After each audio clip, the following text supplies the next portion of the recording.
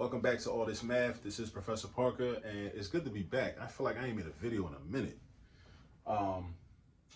We about to get into some algebra. Before we get into that, please like the video.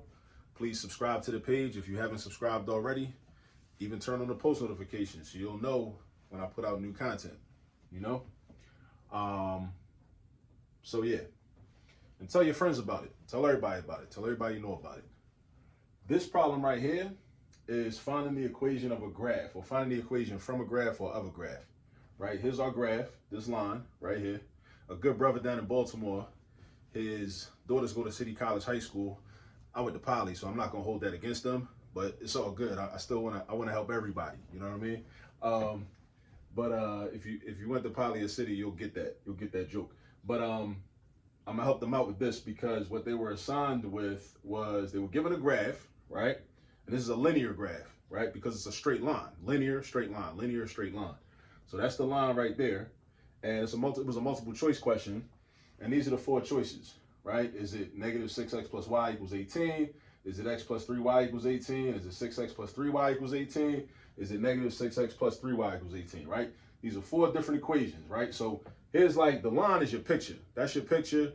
But every picture in mathematics, no matter what the graph look like, whether it's a straight line, whether it's a parabola that look like this, whether it's a circle, whether it's a V-shaped absolute value function, whatever it look like, it could be represented by an equation. All right, so it's different ways to, you know, like people, like we say, a picture's worth 1,000 words. You know, sometimes you can express yourself through text, through narrative, through writing out an essay or a 5-paragraph essay or whatever. You could also express your feelings through pictures. So math is the same way. With math, we got graphs, we got this straight line, which represents information, but we also could represent it by one of these equations. So what I'm about to do is show you how to know which one of these equations is equivalent to this line. So when I look at this, right, two things jump out at me. The first thing is the y-intercept. Now, what's the y-intercept? Make sure you know what the y-intercept. Some people call it an initial value. So you may want to write that down. Y-intercept, initial value. Y-intercept, initial value. It's the point where the line crosses the y-axis. Now, a little bit about what we call the Cartesian plane, right? It's got a horizontal axis, which is called the x-axis. And it's got a vertical axis, which is called the y-axis. So the point where the line touches the y-axis, that's called your y-intercept. So our y-intercept is this point, 0, 6. 0, 6. So 0 is the x value, 6 is the y value. That's the y-intercept. So that's the first thing that jumps out at me. So you always want to identify that whenever you're doing a problem like this. You want to identify, like, what's my y-intercept? Where does it touch the y-axis? Now, it might, sometimes it's not going to never touch the y-axis. That would be if it's a vertical line, right? Which means it would be parallel to the y-axis. It's never going to touch it. That happens sometimes too, right? But most of the time, and most of the examples you're going to see, the line is going to cross the y-axis, just like it's going to cross the x-axis most of the time. Sometimes it could be parallel to the x-axis and never cross the x-axis. So you wouldn't have what we call an x-intercept, which is the next thing I'm about to talk about. Look at this point right here. This is where the line crosses the x-intercept, or the x-axis, right here. So that's called our x-intercept. Now, it's a few different ways to do this problem. One of the things I always promote on this channel is the idea that there is never just going to be one way to do a math problem, right? I'm just going to show you one of the ways, all right? But there's multiple ways. There's other ways besides the way I'm showing right now in terms of how to find the equation of this line. So the x-intercept has coordinates of -3, 0. And how do I know it's -3, 0? Because each of these spaces is worth 1 unit. So that's -1, -2, -3, -4, -5, -6. Just like on the y-axis, you got +1, +2, +3, +4, +5. I just ain't writing all the numbers. I could have, but I just didn't. I didn't want it to be too crowded and junky up there, right? So I got -3, and my y value is 0 because it's on the x-axis. So that means I don't go up or down from the x-axis. So that means I go 0 spaces up and 0 spaces down. So my y value is 0. So that's my x-intercept. Now, now notice this. This is something else I want to point out to you. All of these answers are in what we call standard form. Standard form, right? That's very important. That's very important to recognize. These are in standard form, meaning you got an x term and a y term on the left side of the equal sign, and you got a constant on the right side. X term, Y term, constant. X term, Y term, constant. What's a constant? A constant is when you got a number that's by itself, no X, no Y, no Z, no nothing, no letter, just a number. It's called a constant because it's constantly just going to be that value. That's all it's ever going to be. This is 18. It's never going to be nothing but 18, right? Y could be anything. That's why it's called a variable, because the value varies. You know what I'm saying? So you got an X term, Y term, and a constant on the other side. X term, Y term, constant on the other side. X term, Y term, constant on the other side. This is called standard form. I'm going to say ST dot form, right? As opposed to slope-intercept form. Slope-intercept form. Slope-intercept form is like more popular. Like standard form is like, it's like when you write a paper for school, for English class, you're going to use the English language in a certain way. Whereas in slope-intercept form, that's kind of like slang. That's like vernacular. That's like the way you talk amongst your friends, right? You know what I'm saying? Like, so you make sure you don't talk to your parents like that, because your parents will be like, they'll remind you real quick, like, I'm not one of your little friends. Don't talk to me like that, right? But you can talk to your friends like that, or you might text your friends with acronyms and abbreviations and all these types of things, right? Because your friends know, they understand that language. That's like slope-intercept form. Standard form is like this. You got the X, the Y, and a constant. Slope-intercept form is like Y equals MX plus B, right? That's the format, all right? Now what we're gonna do with that? This is slope-intercept form, this is standard form. And actually, I should say this. Standard form is actually technically AX plus BY equals C, all right? But look, all it is, X and a Y and a constant on the other side. This will be AX plus BY. Well, there's an invisible 1 in front of the Y, so the B is actually positive 1. And that's C right there, that's 18 is C. But we're gonna put it in this form, and then what we're gonna do is we're gonna flip it around to make it look like this. So because of with the information that we have, it's easier just to straight up just put it in slope-intercept form first, at least in my opinion. Like I said, there's a lot of ways to do these problems. This is how I would approach this problem. This is how I would do it, right? So we put this in slope-intercept form first, and then we flip it around. I'm gonna show you how I do it. So check this out. So I need this M and I need B. B I already have. B is the y-intercept. That's something for you to memorize. That's lowercase b, not this capital B right here. These are two different things. These are not the same thing. Lowercase b is the y-intercept. Lowercase b is the y-intercept. That's something for you to memorize. If you don't know that already, make sure you memorize that. The lowercase b in y equals mx plus b is the y-intercept, always. All right? So we already know that b equals 6. So the b is the y value, not the x value. So if you're wondering, well, what about the 0? That's a good thing to think about and wonder about. You only are concerned with the y value, because the x value is always just going to be 0. Because the definition of a y-intercept is the value of y when x is 0. That's why this is 0, 6, right? Because you're on the y-axis, so that means the x value is 0, because you're on the y-axis. Your y value is a 6. So b is 6. Now this m right here, m is what we call the slope, or the rate of change. Like how fast the values change on this line, or how flat or how steep the line is. That's our slope. All right, and there's a formula for slope that I'm about to write down and that you should memorize. So the formula for slope is like this. y2 minus y1 over x2 minus x1. So go ahead and write that down if you don't know it already. Pause the video if you need to. But y2 minus y1 over x2 minus x1. So what is y2 and what is y1? What is x2? What is x1? That's another thing. So look at these 2 points. And another thing, we could use any 2 points on this line that we want to find the slope. Any 2 points you want to. Make sure you know that. I'm going to use these two. Why? Because they already written down. I already got them. I'm going to just use what I got to get what I want, right? I'm going to just use these two points right here, and I'm going to plug in my values for y2 and y1, x2 and x1. So I like to label my stuff, right? So let me switch my color up. Let me get a red pen or a red marker. So this right here, this is my first point. My y-intercept is my first point. And this is my x value from my first point. So that's x1. It's my x value from my first point. That's x1. X value from your first point is x1. This is a y value from your first point. So that's y1. Now we go into the second point, the x-intercept. All right? And again, we could use any 2 points on this line, anywhere on this line. Why am I using these two? Because I already got them. They right there. I might as well just use them. You know what I'm saying? I might as well just use these 2 points instead of just going back to the line trying to find another point or a whole another 2 points. It's not going to matter. We're going to get the same slope anyway. It don't make a difference. So the x-intercept is my second point. The first number is my x value. So my second point, my x value. My second point, my x value. So that's my x2, right? And then the second value is the y from the second point, which is y2. Boom. So now I got my x1, y1, x2, y2. So now what you do is you just replace these letters with these 4 numbers. So y2 is 0. So I'm going to do that. Put the minus sign. Y1 is 6. Write the 6. Draw your fraction bar.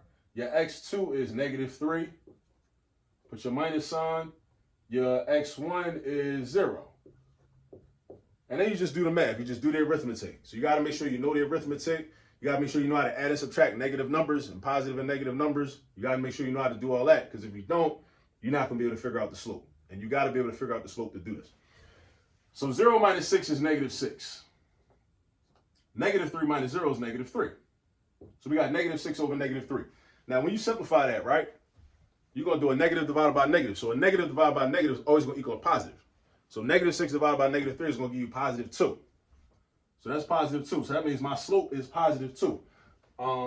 My y-intercept was 6. My slope is +2. So watch this.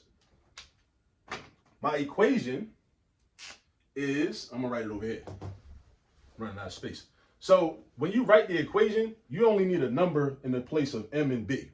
You don't need to replace the y. You don't need to replace the x. You only need to replace the m and the b. Remember that. You only need to replace the m and the b. I'm going to say it again because it's that important. You only need to replace the m and the b. Keep the y, keep the x, replace the m and the b with numbers.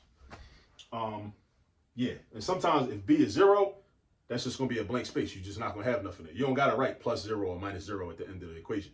Sometimes your slope is going to be 0. If your slope is 0, that means that you have a horizontal line and it's just y equals a number. That's it. You're going to see examples like that too. So for now, let's say y equals 2x plus 6. Now, why is it y equals 2x plus 6? Because we following y equals mx plus b. And m was 2. How do I know that? Because we just did this math right here. We figured out that m was equal to 2. So we replaced the m with the number 2. And it's mx plus b. We already knew that b was 6. We knew that from the rip. We knew b was 6, right? Because the y-intercept is b, and the y-intercept was 6, because we looked at the graph and we saw that this is the point where the line crosses the y-axis. That's what the y-intercept is, the point where the line crosses the y-axis. Not where it crosses the x-axis, where it crosses the y-axis. Again, where it crosses the x-axis is called the x-intercept. Where it crosses the x-axis is the x-intercept. Where it crosses the y-axis is the y-intercept. So that's how we get this equation. But like I told you before, the answers are all in standard form, right? The answers are not in slope-intercept form. So that means we got to do another step. We got to convert this to, excuse me, we got to convert this to standard form. How do I do that? I need the x and the y terms on the left side of the equal sign. That's what I need. I need the x and the y terms on the left-hand side. The y is already over there, so the y is cool, right? We can let the y chill. The y is already over there, but what about this 2x? You could do something called transposing, where we just basically pick up a term and move it to the other side of the equal sign. But if you do that, you got to remember to change the sign of that term. So this is a positive 2x. If I move it to the other side of the equation, it becomes a negative 2x. That's what you got to remember. Whenever you transpose, right? Transpose. That means you pick up a term and basically just move it to the other side of the equation, or to the other side of the equal sign, right? Or the inequality sign if you're dealing with an inequality, right? That's what you're doing. Now, the long way or the more technical way would be able to use the subtraction property of equality is what we call it. Where we would do minus 2x on the right side, minus 2x on the left side. But it's going to give us the same end result. At the end of the day, we're going to end up with negative 2x plus y is equal to 6. That's what we end up with. So that's standard form. So that's our answer. But look, they try to get tricky with it. Watch what they did. None of these answers look like that, right? So it's no cause for alarm, right? we got to understand is look at these coefficients, right? And look at these coefficients, right? Notice how, dig this. Notice how all 4 of these answers got 18s on the right-hand side of the equal sign. But we got a 6 on the right side of the equal sign. So if you ever encounter something like that, ask yourself, well, how would you turn a 6 into an 18? We can multiply. We can multiply 6 by a number, a certain number, to make it turn into an 18. 6 times what equals 18? 6 times 3, right? But in order to keep the equation the same, meaning it would have the same value, right? We would have to multiply every term by 3, not just the 6. Because what happens is a lot of times in math, and this is an issue for a lot of people with algebra. We got to understand that just because the numbers are different, it doesn't mean that the value is different. I'm going to say that again because it's that important. Just because the numbers are different, it doesn't mean that the value is different. If you think back to like fractions, right? When you reduce a fraction, let's say you had 5/10, 5 out of 10, right? 5 out of 10 is the same thing as 1/2, which is the same thing as 4 out of 8, which is the same thing as 50 out of 100, which is the same thing as 16 out of 32. Those are all different numbers. I just said a whole bunch of different fractions, but they all got the same value, right? Now, 5 out of 10 is the same thing as 1/2 because if I divide each of those numbers, the numerator and the denominator, by 5, I'm going to do 5 divided by 5. I'm going to get 1 on top. I'm going to do 10 divided by 5. I'm going to get 2 down the bottom. My numerator and denominator change. They become 1/2. But because I divided by the same number on the top and the bottom, the numbers are different. That's going to happen. But the value is the same. It's all about value, right? And this is a very important concept that I try to emphasize for people.